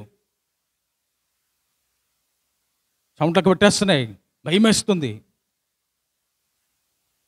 మధ్యలో ఆపేశాను. పాటలు ఎత్తారు, పాటలు పాడుతున్నారు. మళ్ళీ వచ్చేసరికి కూర్చుని పోయాను. ఏంటి ఏమైంది నీకు? మన కాలేజీ హైదరాబాద్ పరువు తీసేస్తున్నావు, ఏమైంది? ప్రొఫెసర్ వచ్చాడు, ఆయన కంటిన్యూ చేద్దాం. ఆయన ఏం చెప్పలేదు, ఆయన చూస్తే థియాలజీ ఎవరికి కావాలి బయట? అది కాలేజ్ స్టూడెంట్స్ వరకే థియాలజీ. బయటకు వచ్చి వేదాంతం థియాలజీ చెప్తే ఎవరికి అర్థం కాదు. అయినా అలాగే అయిపోయింది. త్వరగా 8:30కే అయిపోయింది. ఆ రోజు భోజనాలు చేస్తారు, నేను భోజనం చేయలేదు. అందరు నన్ను తిట్టారు, ప్రొఫెసర్ తిట్టాడు, అందరూ స్టూడెంట్స్ తిట్టారు. మా పరువు తీస్తారా ఏంట్రా, ఈరోజు అనవసరం నీకు ఇచ్చామని. చాలా దుఃఖం కలిగింది, చాలా బాధ కలిగింది. మాకు ఈ గెస్ట్ రూమ్గా ఇచ్చారు ఒక రూము, మేమందరం అక్కడే ఆ రూమ్లోనే పడుకుంటాం. అందరూ భోజనం చేశారు కానీ నేను చేయలేదు భోజనం. బాధపడుతూనే ఉన్నాను. వచ్చాను, లోపలికి వచ్చాను, పడుకున్నాను. అందరూ పడుకున్నారు కానీ నాకు నిద్ర పట్టలేదు. ఆ కబోర్డ్లో షెల్ఫ్లో కొన్ని పుస్తకాలు ఉన్నాయి. ఒక మ్యాగజైన్ ఒకటి దొరికింది, ఆ మ్యాగజైన్ తీసుకున్నాను.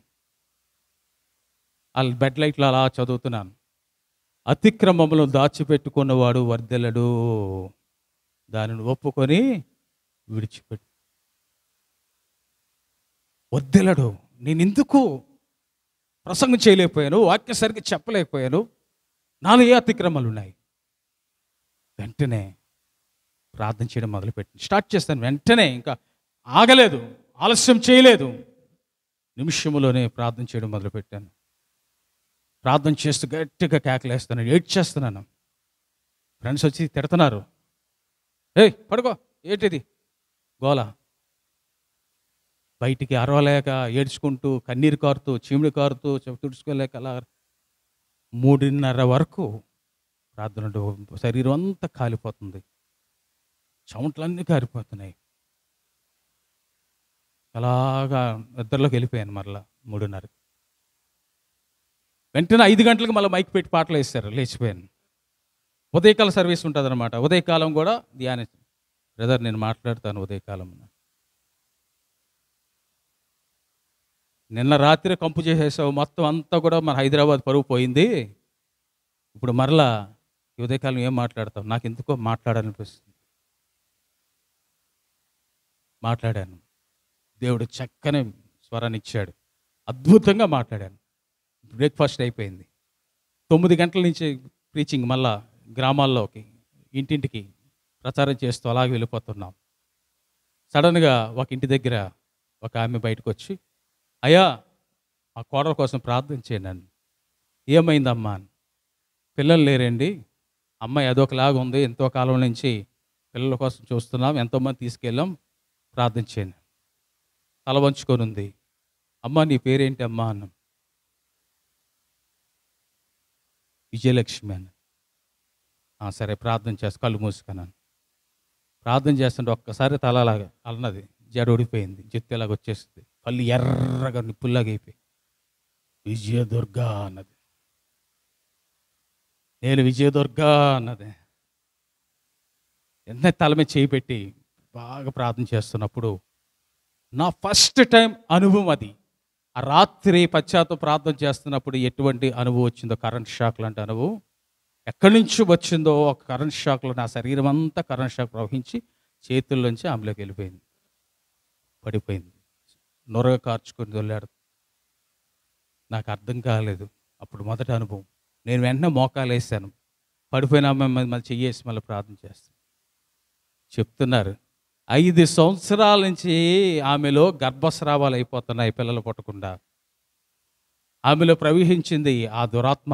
మాట్లాడుతూ వెళ్ళిపోయేటప్పుడు, పిండాలని తినేస్తున్నాను నేను ఇంతకాలం, నువ్వెవడవో, ఎంతోమందిని చూశాను, నువ్వెవడవో, ఏలో ఏసునామని చెప్తున్నాను అంతే, ఇంకేమనలేదు. కేకలేదు, ఏమీ లేదు. మామూలు మనిషి అయిపోయింది అమ్మాయి. ఇదంతా తర్వాత వరుసగా అంత హీలింగ్సే. ఏ ప్రాంతానికి వెళ్ళినా స్వస్థలన్నీ జరుగుతున్నాయి. ఏంటి జాన్ సుబోధన్, వాట్ హ్యాపెన్? మా టీంలోనే కాదు, హైదరాబాద్ వెళ్ళిపోయిన తర్వాత మా రిపోర్ట్ అదే. హైదరాబాద్ హీలింగ్ హైదరాబాదులోనే ఆ, చాలా మందికి స్వస్థలు, చాలా మంది దగ్గరికి వెళ్ళి ప్రార్థన చేయడం జరిగింది. దేవుడు నీకు మంచి స్వస్థ వరం ఇచ్చాడు బ్రదర్. అలా కొనసాగుతున్న రోజుల్లోనే ఉపవాసాలు ఉండడం, ప్రార్థన చేయడం మొదలుపెట్టాను. ఇంకా దేవుని రేణిహౌడ్ బొంకే గారు నాలో ఒకటి ఉండిపోయింది. ఏంటి, మరలా దేవుడు క్షమిస్తాడా అనేది. క్షమించేశాడనే సంగతి నాకు తెలియదు. బొంకే గారు మాట్లాడుతూ ఉన్నారు. అప్పుడు నేను మళ్ళా వినిన తర్వాత 4 దినాలు ఉపవాస ప్రార్థన చేసుకున్నాను. మళ్ళా దేవుడు ఎంతగా వాడుకున్నాడు, అయితే దేవుడు ఇంకా బలంగా వాడుకుంటాడు అనుకుని మళ్ళీ ప్రార్థన చేస్తాను. అంతా ఎగెనిస్ట్ అయిపోయారు కాలేజీలో. ఆల్ నైట్ ప్రేయర్లు ఇష్టపడరు, హల్లెలూయా అంటే ఇష్టపడేవారు కాదు. ఆల్ నైట్ ప్రేయర్లు పెట్టేవాడిని ఇష్టపడేవారు కాదు. ఉదయకాల ప్రార్థనలు పెట్టేవాడిని ఇష్టపడేవారు కాదు. ఇట్లా కాలేజీ నుంచి అలా వస్తూ అక్కడ ఎంఐ పాల్ గారి దగ్గరికి అటాచ్మెంట్ అయ్యింది. ఇంకా అలాగా నాకు అప్పుడు కాలేజీ నుంచి బయటికి రాగానే. సరే, విషయం ఎందుకు చెప్తున్నానంటే, నువ్వు పశ్చాత్తాపం ఎప్పుడైనా పొందొచ్చు. ఒకసారి పొందాను, మరలా దేవుడు క్షమించినాను, దేవుడు ఎన్ని మార్లు క్షమిస్తాడు నిన్ను. ఒకవేళ అలా అనుకొని చాలామంది ఏం చేస్తున్నారంటే, మరలా పశ్చాత్తాపం పొందకుండా అలా పాపంలోనే కంటిన్యూస్ అయిపోతున్నారు. కుమ్మరి మరొక పాత్రని చేయలేదు. అంటే మరొక పాత్ర అంటే మరొక పిండి ముద్దను తీసుకోలేదు. ఇరిమియా గ్రంథం 18:1-10 వరకు చూడండి. ఏదైతే మట్టి ముద్ద చేతిలో జారిపోయి కింద పడిపోయి చెడిపోయిందో అదే మట్టి ముద్దను తీసుకొని మరొక పాత్రగా చేశాడు. కాబట్టి మన జీవితంలో నువ్వు చెడిపోయి పడిపోయి ఒకవేళ దేవునికి దూరం అయిపోవచ్చు. దేవుడు నిన్ను విడిచిపెట్టడు. నేను ఒకప్పుడు నీతిమంతుడిగా జీవించాను కదా, మరలా పడిపోయాను, ఇప్పుడు మరలా దేవుడు క్షమిస్తాడా అనుకోవద్దు. క్షమిస్తాడు. నీ ప్రాణం పోయే వరకే అవకాశం. నీ ప్రాణం పోయిన తర్వాత, నువ్వు చచ్చిన తర్వాత నువ్వేం చేయలేవు ఇంకా. కాబట్టి నీ మరణం పొందకముందే, నువ్వు చావకముందే దేవుని సన్నిధిలో పశ్చాత్తాపంతో ప్రార్థన చేస్తే నువ్వు రక్షించబడతావు, నిత్య జీవం పొందుతావు, నీలో జీవం ఉంటుంది, జీవించేవాడు అవుతావు, చచ్చిన స్థితిలో ఉండవు. నీలో జీవం అనేది ఉంటే నీలో ఉద్యోగం కలుగుతుందని తెలియజేస్తాను. చివరిగా ముగించుకుందాం. పశ్చాత్తాపాన్ని బట్టి, మనం పశ్చాత్తాపం పొందడం బట్టి విశ్వాసాన్ని బలంగా కలిగి ఉంటామండి. ఒక విశ్వాస జీవితంలో దేని విషయంలో సరే ఎప్పుడు కూడా పశ్చాత్తాపం ఉండాలి. దేవుని దగ్గరే కాదు, మనుషుల దగ్గర కూడా పశ్చాత్తాపం పొందాలండి. మన పొరపాటున ఎవరినైనా సరే మాటల ద్వారా అవ్వచ్చు, క్రియల ద్వారా అవ్వచ్చు, మనుషులు ఎదుట మనుషులకు ఏదైనా తప్పు చేశామనుకోండి, కీడి చేశామనుకోండి, అవతల వ్యక్తి మనల్ని ఏదైనా అన్నప్పుడు మనం ఏం చేస్తాం? బ్రదర్, వెరీ సారీ బ్రదర్ అంటాం కదా. ప్రతి విషయంలో అన్నామా లేదా? సారీ, నన్ను క్షమించండి బ్రదర్ అని. సో అది రైట్. క్రిస్టియానిటీకి ఉన్నది అదే. క్రిస్టియన్లో ఉన్నదే క్షమాగుణం. అందుకే మనం ప్రార్థన చేస్తాం, ప్రభు నేర్పిన ప్రార్థన, మా రుణస్తులను మేము క్షమించున్న ప్రకారము మా రుణములను క్షమించు. నిజంగా మన రుణస్తులను క్షమిస్తున్నామా?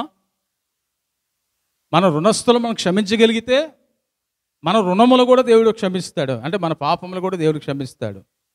ఎదుటి వ్యక్తులు మనం ఎలాగైతే క్షమాపణ పొందుతున్నామో, క్షమించు బ్రదర్, తప్పేం లేదు. దానివల్ల మనం పోగొట్టుకునేది ఏం లేదు, దానివల్ల నష్టం ఏం లేదు. అవతల వ్యక్తిలో మార్పు వస్తుంది నువ్వు ఎప్పుడే క్షమించు బ్రదర్ అన్నవారు. ఒకవేళ ఎవరికైనా సరే నువ్వు కీడు చేసినా, ఎవరికైనా అపకారం చేసినా క్షమించే గుణం నీకు ఉండాలి. సో మనుషుల ఎదుట కూడా నువ్వు క్షమాపణ పొందాలి, దేవుని ఎదుట క్షమాపణ పొందాలి. అంటే దేవుని ఎదుట కూడా పశ్చాత్తాపం పొందాలి, మనుషుల ఎదుట కూడా పశ్చాత్తాపం పొందాలి. పశ్చాత్తాపం అంటే ఒప్పుకోవడమే. డాడీ, మమ్మీ చాలా తప్పు చేశాను డాడీ అని ఎంతమంది తల్లిదండ్రుల దగ్గర వారు చేసిన తప్పులు ఒప్పుకుంటున్నారు? చాలా సందర్భాల్లో తల్లిదండ్రులు కూడా మనం నిర్లక్ష్యం చేస్తుంటాం. తండ్రి ఎదుట, తల్లి ఎదుట చేసిన తప్పులు కూడా ఒప్పుకోవాలి మనం. లూకాసు వార్తలో మనం చూస్తున్నాం, 15వ అధ్యాయం 11వ వచనం నుంచి మనం చూస్తే, ఆ చిన్న కుమారుడు, తండ్రికి 2 కుమారులు కదా, అందులో చిన్న కుమారుడు దుర్వ్యాపారం చేత ఆస్తి అంతా బాగు చేసుకున్నాడు. అంటే తండ్రి దగ్గర ఆస్తి బలవంతంగా తీసుకున్నాడు, వెళ్ళిపోయాడు, స్నేహితులతో వెళ్ళిపోయాడు, దూరదేశానికి వెళ్ళాడు, విందులు వినోదాలు వేశ్యలతో గడిపాడు, ఆస్తినంతా పాడు చేశాడు. ఆస్తి అంతా అయిపోయింది, తన దగ్గర చేతిలో డబ్బులు లేవు, స్నేహితులు అందరూ వెళ్ళిపోయారు. కష్టం వచ్చింది, బాధ వచ్చింది, వేదన వచ్చింది, తినడానికి తిండి లేదు, దేశంలో కరువు వచ్చింది. ఆ పరిస్థితిలో దుఃఖిస్తున్నాడు. వాడికి బుద్ధి వచ్చిందట. అక్కడ వాడికి బుద్ధి వచ్చినప్పుడు తండ్రి దగ్గరికి వెళ్ళాలని ఆశ కలిగింది. తండ్రి, నీ ఎదుట నేను పాపము చేస్తుంది. తండ్రి దగ్గరికి వెళ్ళి ఒప్పుకోవాలి, తండ్రికి వెళ్ళి వేడుకోవాలి. ఆ తండ్రి దగ్గర అనేక మంది కూలి వంటలకు ఆహారం సమృద్ధిగా ఉంది, నేను ఇక్కడ ఆకలితో చచ్చిపోతున్నాను. ఆ పందులు తినే పొట్టు కూడా తినడానికి పందులు కూడా ఇవ్వట్లేదు, పొట్టు అవకాశం లేదు. ఆకలితో చచ్చిపోతున్నాడు. బుద్ధి వచ్చింది, పశ్చాత్తాపం అనేది కలిగింది. ఆ పశ్చాత్తాపంలో తండ్రి దగ్గరికి వెళ్ళాలి, పశ్చాత్తాపడాలి. తండ్రి, నీ ఎదుట నేను తప్పు చేశాను, పాపం చేశాను ఒప్పుకోవాలి. దేవుని దగ్గరే కాదండి, మన తల్లిదండ్రులకి ఎదుట మనం తప్పు చేశామా, పాపం చేశామా, వారిని అడగాలి, సహోదరులను అడగాలి, తోబుట్టువులను అడగాలి, నీ కుటుంబ సభ్యులను అడగాలి. ఎంతోమంది అప్పుడు మనలో ఏముంటుందంటే ప్రేమ ఉంటుంది, కలహాలు ఉండవు, గొడవలు ఉండవు, సమస్యలు ఉండవు. అన్నదమ్ముల మధ్య కూడా, అన్నయ్య తప్పు చేస్తాను అన్నయ్య, క్షమించన్నయ్య. ఒక ప్రెస్టేజ్కి వెళ్ళిపోతారు చాలామంది. క్షమాపణ పొందాలంటే ఏదో తగ్గించుకో, పర్వాలేదు, పోనీ, ఏం పోలేదు, నీకు నష్టమేం లేదు, ఇంకా నీకు దీవెన ఆశీర్వాదాలు మేలే కలుగుతాయి తప్ప నువ్వు తగ్గించుకోవడం వల్ల నీకు నష్టమే రాదు. ఎవరినైనా సరే.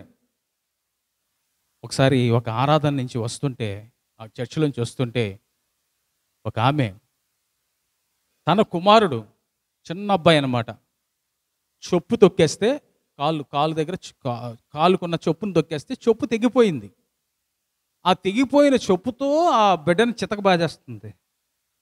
నేను చర్చిలోంచి బయటకు వస్తున్నాను. అప్పుడు ఏమ్మా, ఏం కొడతా, చొప్పు తెంపేశాడండి అదవా. అమ్మ, నువ్వేనా ఇప్పుడు వరకు స్తుతి ఆరాధన చేసావు, చేతులు పైకెత్తి భాషలు కూడా మాట్లాడావు, ఏంటమ్మా ఇది? కన్న కొడుకు, సొంత కొడుకు, కన్న కొడుకు ఏదో పొరపాట్లో చిన్న పిల్లవాడు చొప్పు తొక్కేస్తే తెగిపోతే ఆ చొప్పుతో బాధేస్తున్నావు, నువ్వు బుద్ధి ఉందమ్మా? అది కదా అయ్యారు, అది కదా అయ్యారు, ఇప్పుడు నేను ఎలా నడిచేయాలమ్మా, ఏదో చెయ్యి.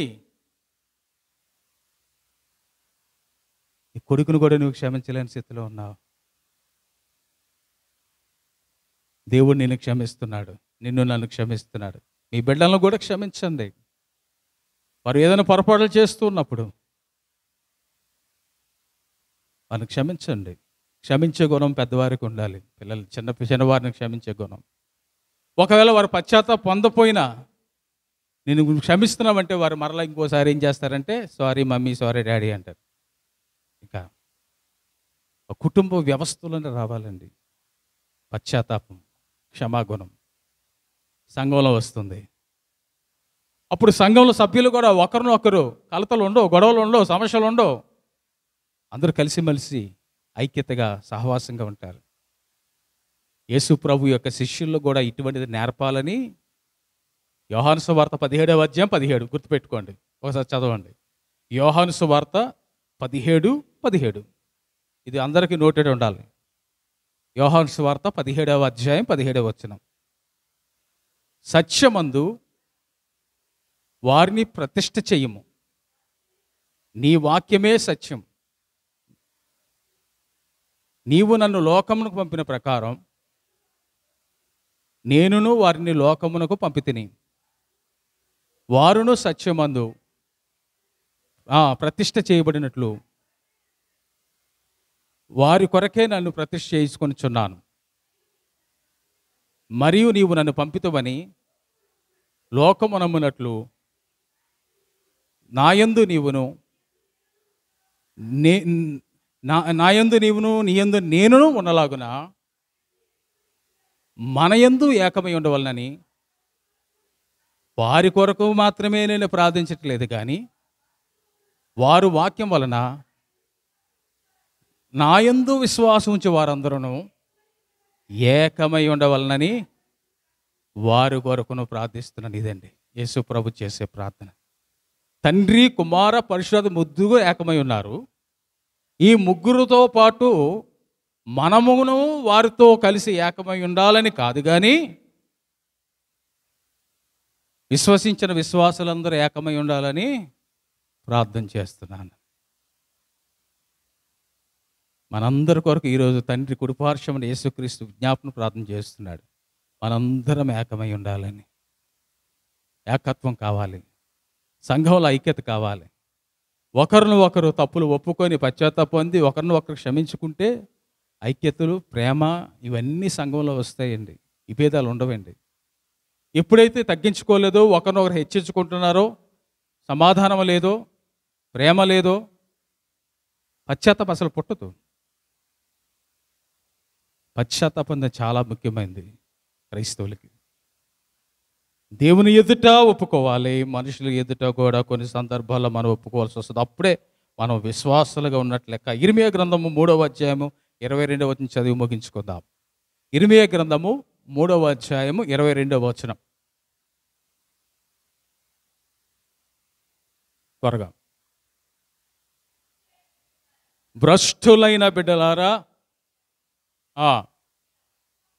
మీ అవిశ్వాసమును నేను బాగు చేసేదను.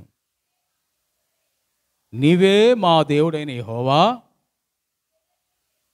నీ యొద్దకేమీ వచ్చున్నావు. చాలండి. దేవుడు అవిశ్వాసాన్ని తీసివేస్తాడు. ఈరోజు మన పశ్చాత్తాపం ప్రార్థన చేస్తే, దేవుని సన్నిధిలో ప్రార్థన చేస్తే అవిశ్వాసాన్ని తీసివేసి, భ్రష్ట మనసును తీసివేసి విశ్వాసాలుగా మారుస్తాడు. దేవుని బిడ్డలారా, ఈ తోమ ఆనాడు అనుమానంతో, సందేహంతో ఉన్నటువంటి తోమ వేలిపెట్టి ఆ గాయాల్లో ఏలిపెట్టి తరిమితే కానీ నేను నమ్మనన్న తోమ. ఆ తోమతో యేసు ప్రభు చెప్తున్నాడు, అవిశ్వాసమై ఉండక విశ్వాసిగా ఉండు అని. ఈరోజు అన్ని విషయాల్లో మనం సందేహిస్తూ, అనుమానంతో, భవిష్యత్తు విషయంలో సందేహిస్తూ, అనుమానంతో, ఈ లోకంలో మన జీవితం అంతా అనుమానంతోనే గడుపుతున్నాం మేము. ప్రభు రాకడ వస్తుందా అయ్యారు? ఖాయమంటారా? ఈ అంత్య తినాలంటున్నారు, నిజమేనా? ఇలాగా చాలా సందేహాలు, అనుమానాలతో ఎప్పుడు వస్తుందండి? అప్పుడు సిద్ధపడదాం. కోవిడ్ వచ్చినప్పుడు ఉంది, అప్పుడు ఎంతమంది ప్రార్థనలు చేయమని మెసేజ్లు పెట్టారు, ఎంతమంది ఫోన్లు చేసి, అయ్యగారు మా పరిస్థితిలో కొంత ప్రార్థన చేయండి అయ్యగారు అని. భయం, ఆందోళన.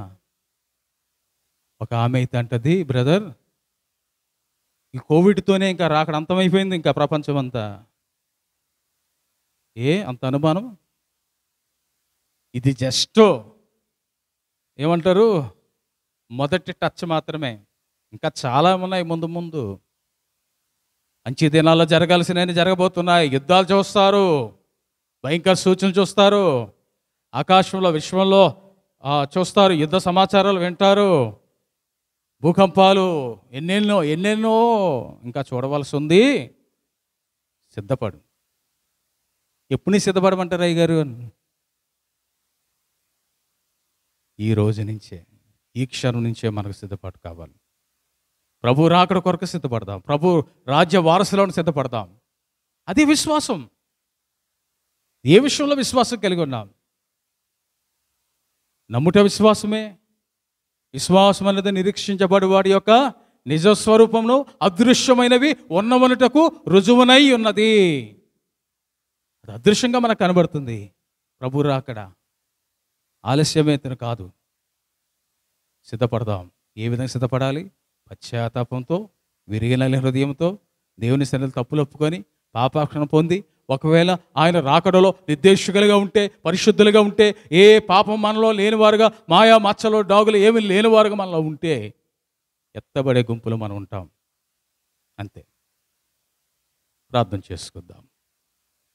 దేవుడు ఇచ్చినటువంటి వాక్య సందేశాన్ని బట్టి పశ్చాత్తాపంతో కూడినటువంటి జీవితం మనలో ఉన్నప్పుడు, ఉపవాస ప్రార్థనలో మనం ముందుగా పశ్చాత్తాపం పొంది ఉపవాస ప్రార్థన చేసినప్పుడు దేవుడు మన ఎడల కృప చూపి దేవుడు మన ఎడల అనేక కార్యాలు జరిగించి, మరి ముఖ్యంగా పశ్చాత్తాప పొందే వారికి దేవుడిచ్చే ఆశీర్వాదాల్లో మొదటిగా పాప క్షమాపణ కలుగుతుంది, రెండవదిగా జీవం కలుగుతుంది, మూడవదిగా విశ్వాసం కలుగుతుంది.